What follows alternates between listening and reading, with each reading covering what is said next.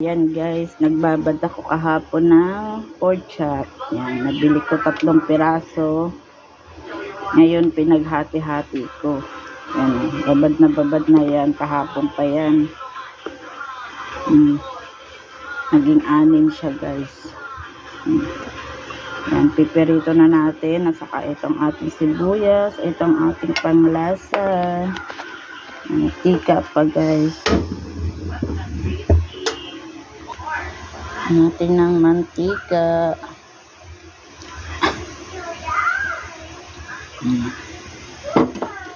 Tapos lagay natin yung pork chop dyan, yung pinagprituhan ng pork chop. Saka naman natin iluluto ang sibuyas.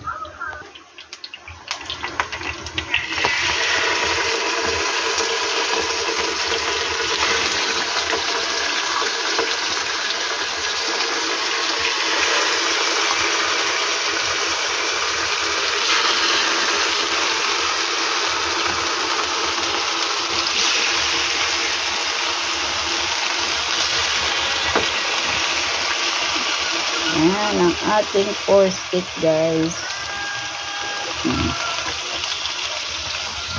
Ayan na guys ang ating pork chop na marinated. Ito guys yung 3 na to. Yung nakaraan pa to natira. Matagal na yan nakababad. Nalala ko. May 3 piraso ako natira. Amin, 2 pamilya guys.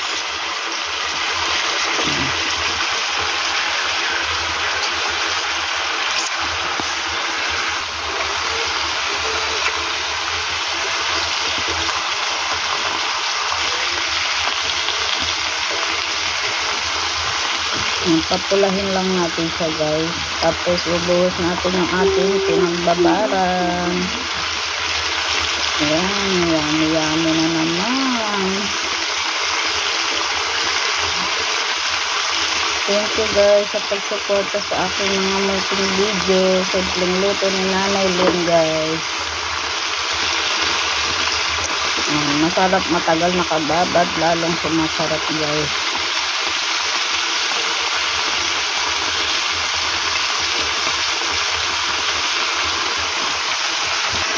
Ayan guys, pulang-pula na.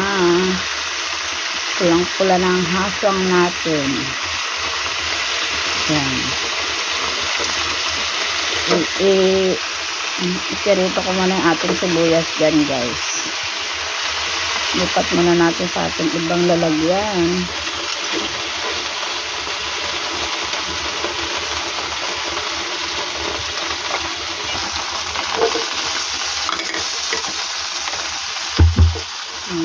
Pirito muna natin ang ating onion. Yan ang ipang toppings natin guys.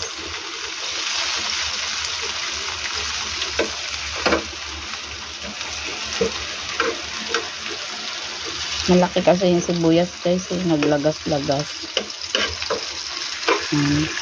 Okay na yan guys.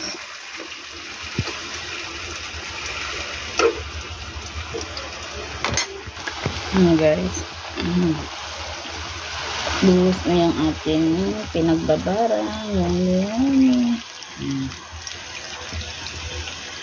Guys, okay na yan guys. Siguro mga 20 minutes buksan natin kung malambot na. Ayan guys. Ayan guys, after 20 minutes yan. May sabaw pa. Ininaan ko lang yan guys para lumambot. Guys, yummy. Takpan pa natin guys. Konti pa. Ayan guys, ang ating pork stick. Kailangan may konti raw sabaw ang aking alaga. Ayan guys, maluluto na ang ating pork stick. Thank you very much sa aking mga video. Maraming salamat sa inyo mga viewers. Ito na yung pork stick natin guys, hindi na patutuyuin.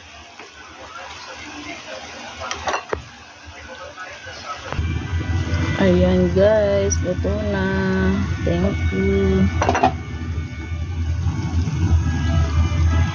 4 stick.